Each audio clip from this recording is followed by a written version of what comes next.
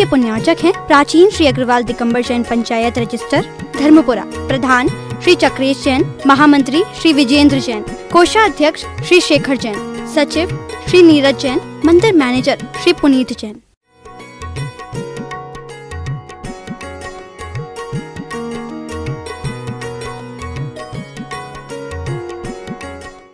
बदलियां वही कि उन्होंने सोचा कि सूर्य की प्रभा को कम करें, दबाने का प्रयास करें, क्योंकि उनका ध्येय है आंगन में घड़े सूख रहे हैं।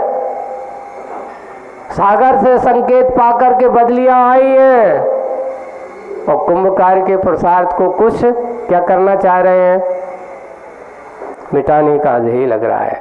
ऐसे ही वही परिक्रमा करते प्रभाकर के बीच में लेकर के परिक्रमा लगाने लगी।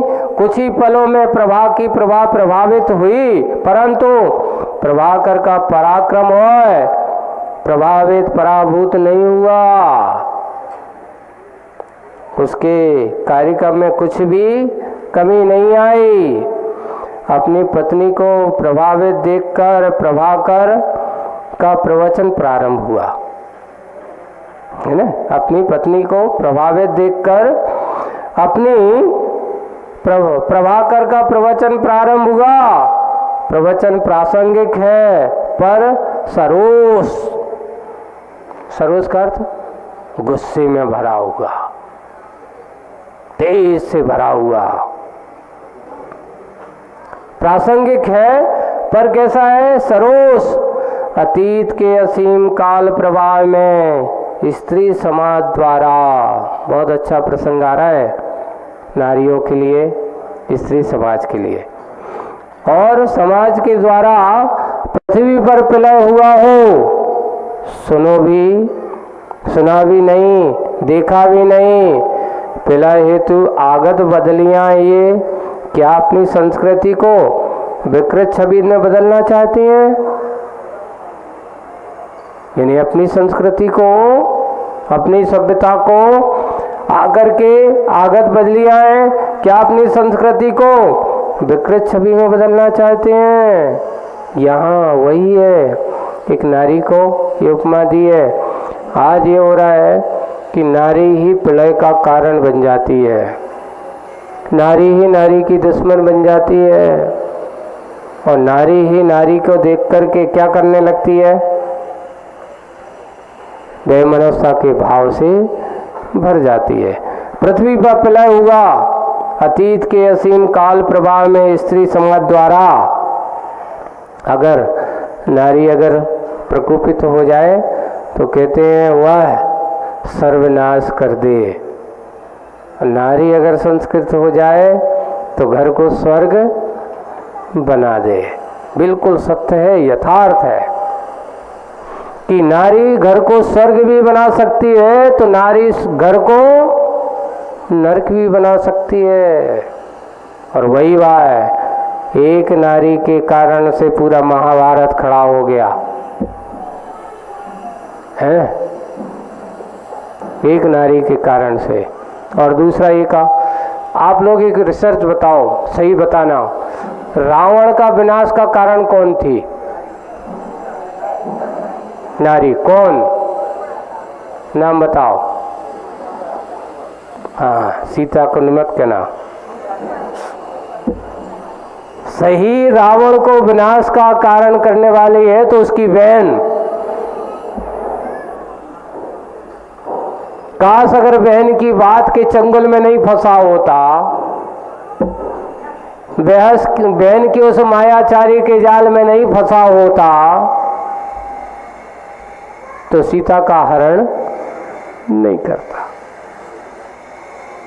और एक इसलिए कहते हैं, यही है कि एक नारी नारी की दुश्मन बनी जब उसका अपना स्वार्थ सिद्ध नहीं हुआ। किसका? शूर्पणखा का।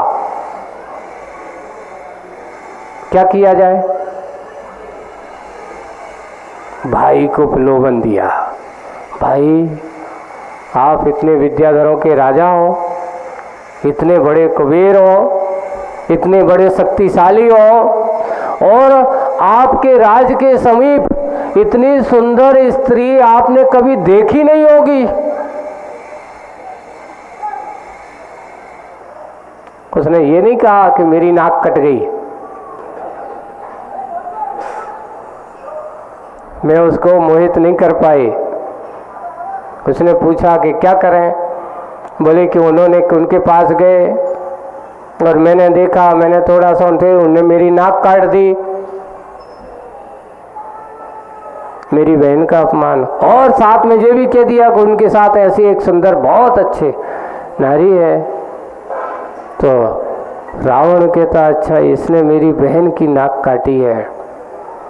तो वो ही जाकर के अब सीता हरण की क्या करना चाहता है, और वह सीता का हरण उसके लिए विनाश का, पतन का, नरक का कारण बन गया। ये एक नारी वही है। अतीत के असीम काल प्रवाह में इसी समाज द्वारा पृथ्वी पर प्रलय हुआ हो, सुना भी नहीं, देखा भी नहीं। प्रलय हेतु आगत, सुना भी होगा, देखा भी होगा, देखा भी नहीं है। प्रलय हेतु आगत बदलियों ने क्या अपनी संस्कृति को विकृति छवि में बदलना चाहती हैं? कितने अच्छे से बनाया और उसको किया और करके उसको विकृति में बनाना चाहती हैं। अपने हो आप पराए। देखिए जब विकृति के भाव, भूखे प्यासे बच्चे को देख माँ के हृदय में दूध रुक नहीं सकता। वह नियम से अपने बच्चे को दूध पिलाती, रुक नहीं सकता। बाहर आता ही है उमड़ कर, इस अवसर की प्रतीक्षा रहती है उस दूध को। क्या सदैव हृदय भी आज प्रलय का प्यासा बन गया? जहाँ सदा दया रूप परिणति होती थी, दया का वातावरण होता था, आज वह प्रलय का प्यासा बन गया। क्या तन संरक्षण हेतु धर्म भी बेचा जा रहा है? यानी अपने संरक्षण के लिए धर्म को बेचा जा रहा है। क्वेश्चन लगाए जा रहे हैं ये, है ना। क्या धन संवर्धन हेतु शर्म ही बेची जा रही है? मात्र धन के लिए, धन जोड़ने के लिए अपनी लाज लज्जा को बेचा जा रहा है। स्त्री जाति की कई विशेषताएं हैं, क्योंकि ये बदलियां जो है ना स्त्री जाति का प्रतीक बनाई है, इसलिए यहाँ संबोधन चल रहा है स्त्री जाति को। स्त्री जाति की कई विशेषताएं हैं जो आदर्श के रूप में है पुरुष के सम्मुख। पुरुष को नारी चाहे तो अच्छे अच्छे, एक रानी चेल्लान है ना। किसने? एक रानी चेल्लान है, भटके हुए राजा श्रेणक को छायक सम्यक दृष्टि बना दिया। देखिए आप, एक मिथ्या दृष्टि, विपरीत मार्ग पर चलने वाला, वीतराग मार्ग से घृणा करने वाला एक नारी ने क्या किया? कोई बात नहीं, अब विवाह तो हो गया है, लेकिन मैं अपना नारीत्व का कर्तव्य का पालन करूंगी। और उसने अपने संकल्प, अपने दृढ़ संकल्प के बल से राजा श्रेणिक के परिणाम को बदल दिया और एक मिथ्या दृष्टि को छायक सम्यक दृष्टि बना दिया। एक मिथ्या दृष्टि को एक नारी संस्कार देती। वही बात कि स्त्री जाति की कई विशेषताएं हैं। एक आदर्श रूप है पुरुष के सम्मुख, वह चाहे तो बहुत कुछ है। प्रतिपल परतंत्र होकर भी पाप की पालनी भरी नहीं पड़ती। हमेशा कितना भी हो, परतंत्र क्यों ना हो, पाप की पालनी भरी नहीं पड़ती। पल भर भी इनमें पाप भीरुता पलती रहती है, अन्यथा स्त्री का नाम भीरु क्यों का पड़ा? वो हमेशा पाप भीरु, पाप से बचाने का काम करती है, पाप में पढ़ाने का काम नहीं करती है, इसलिए भीरु कहा। प्रायः पुरुषों को बाध्य होकर ही कुपथ पर चलना पड़ता है स्त्री को। परंतु देखो, प्रायः पुरुषों के बाध्य होकर के कभी कभार कुछ ऐसी संगति पड़ जाती है जिनकी व्यसनों में आदतें पड़ी हैं, ऐसे पुरुष व्यसन आदि सेवन में रतपत होते हैं। अब क्या करें, तो पे स्त्रियां हैं, उन्हें उनके साथ रह सकने तो कुपथ पर चलना पड़ता है स्त्रियों को। परंतु कुपथ सुपथ की परख करने में प्रतिष्ठा पाई है स्त्री समाज ने। नारियों की प्रशंसा हो रही मुखमाटी में, और आगे की बात आप ऐसे करेंगे क्योंकि आज अपना समय हो गया। आज बस इतना ही मनोभाव के साथ करेंगे। इतना ही कहते हुए ब्राह्म बोलिए परम पूज्य आचार्य गुरुवर श्री विद्यासागर जी महाराज की पूज्य। हम की संज्ञाओं को लेकर के व्याख्या की गई मुखमाटी में। माता शब्द किसे कहते हैं, स्त्री शब्द की व्याख्या क्या है, अंगना शब्द किसे कहते हैं, और सुता कहो और शब्दों में देखते हैं तो कुमारी शब्द भी आया, और कुमारी के बाद नारी भी कहा, महिला भी कहा, और महिला के बाद फिर अबला शब्द की भी व्याख्या हुई। तरह तरह से नारी के जितने नामों से संज्ञा हो सकती है, उन नामों की यथार्थ संज्ञा मुखमाटी के माध्यम से पूज्य आचार्य भगवान के कलम से लिखकर के एक मुखमाटी के संबोधन में दी गई है। किसको, कहाँ, कैसा, किस रूप में, प्रासंगिक किस समय किस रूप में उसका कथन किया जाता है। तो इस प्रकार प्रभाकर के माध्यम से उस नारी की महिमा को कवि ने प्रभाकर के मुख से इस शब्द को कहलाया। अब आगे इस प्रकार का प्रभाकर का प्रवचन हो जाने के बाद आगे क्या होता है, तो आगे की मुखपाटी में अपन प्रसंग करते हैं। पेज नंबर 207 खोलेंगे। प्रभाकर का प्रवचन वह हृदय को जा छू गया,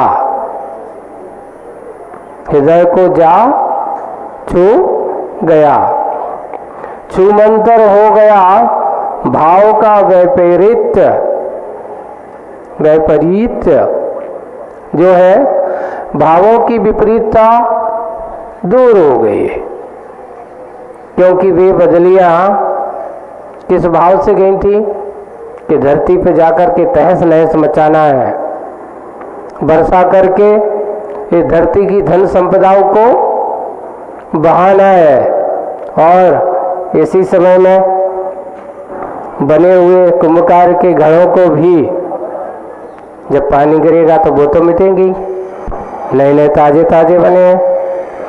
तो सारे के सारा हृदय में जा छू गया, छूमंतर हो गया भाव का वैपरीत्य, विपरीतता, भावों की विपरीतता सब दूर हो गई। वाद विवाद की बात सुला दी गई। अब कोई वाद विवाद नहीं रहा, सुला दें। जैसे सो जाने के बाद सब कुछ भूल जाते हैं। एक किसी ने कहा आंख लगी अपना गया, है ना, आंख खुली सपना गया। वैसे ही आदमी को जब तक नींद नहीं आती, नींद जैसी आती है सब कुछ भूल जाता है, कौन क्या किसका कहाँ का सब भूल जाते हैं। वैसे ही यहाँ पर वही बात कही जा रही है कि वाद विवाद की बात सलाह दी गई। अब सलाह दी गई के अर्थ दो बातें होती, एक सलाह दी गई है ना सुला दी है ना, सो गए, सख्त हो गई, शांत हो गए। और सुलह का अर्थ समझौता भी होता है। बोले कि दोनों में क्या हो गई? सुलह हो गई, है ना, सामंजस्य, समझौता हो गया। तो यहाँ सुलह शब्द, तो सुलह करते यहाँ पर सुलह दी गई है। चंद पलों के बाद ही संवाद की बात भी सुलह दी गई। कुछ पदों के बाद, यानी कुछ चंद्र पलों के बाद ही संवाद की बात भी, अब कुछ बोलने चिलने कुछ कहने की बात भी सुलह दी गई। बाहर के अनुरूप बदलाहट भीतर भी। अब जैसा बाहर का माहौल है, वैसे ही भीतर का माहौल भी है। एक और है, बाहर का माहौल कुछ और हो, भीतर का माहौल कुछ और हो। तो बंधुओं, एक कहावत है कि आदमी को कितने भी तुम कुछ करो, है बदलने का भाव, कि अगर भीतर के भाव कुछ और हो और बाहर कुछ और हो तो नहीं, चेहरा तो भीतर के भावों को बता देता है। एक बुंदेल में अपनी यहाँ चलती है, खाए के गाल और नहाए के बाल कभी छुपते नहीं है। और फिर हम कहते हैं विचारों का भाल, उस पर हमने जोड़ा। भाल अर्थ जो होता है, जब आदमी को सोचता हो ना, कुछ अंदर में चल रहा हो, तो उसके चेहरे की मस्तिष्क की लकीरें बता देती, ये आदमी को सोच रहा है, इसके दिमाग में कुछ चल रहा है। भाव भंगियाँ, उसकी आंखें, उसके चेहरे की लकीरें, माथे की लकीरें। जब आदमी टेंशन फ्री, तो माथा बिल्कुल एकदम साफ दिखाई देगा। विशेषता रहती है, आपको देखना, माथे में कोई तनाव नहीं झलकेगा जब आपके मन में कुछ नहीं चलता हो, शांत भाव से बैठे हो। और अगर तुम्हारे मन में कुछ चल रहा हो, तो आपके माथे की लकीरें बता रही हैं कि इसके मन में कुछ चल रहा है, बन रही है, बिट रही है, बन रही है, बिट रही है, बोल नहीं रहा। आदमी बोलता नहीं है, पर माथा, उसका चेहरा बोलता रहता है। वैसे ही जब कोई आदमी भोजन करके आए, तो उसके गाल कैसे दिखाई देते? एकदम अलग ही पता चल के भैया ये भोजन करके आया है। बोले कि खाए के गाल और नहाए के बाल कभी छुपते नहीं है। और वैसे ही नहा धो के आए हो, तो उसके बाल अलग दिखाई देते हैं। वैसे ही विचारों का भाल कर तो माथा, उसके अंदर की विचारों की परिणति के भाल उसके अपने आप दिखाई दे जाता है।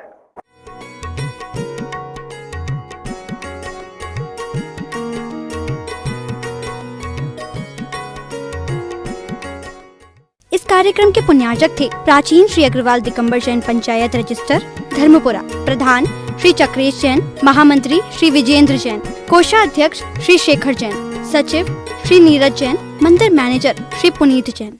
पूरे जैन समाज को ढेरों बधाई। भगवान महावीर निर्वाण महोत्सव समिति एवं संस्कृति मंत्रालय भारत सरकार के संयुक्त तत्वाधान में भगवान महावीर 2550वां निर्वाण महोत्सव का भव्य उद्घाटन रविवार 26 नवंबर प्रातः 10 बजे इंदिरा गांधी इंडोर स्टेडियम नई दिल्ली में।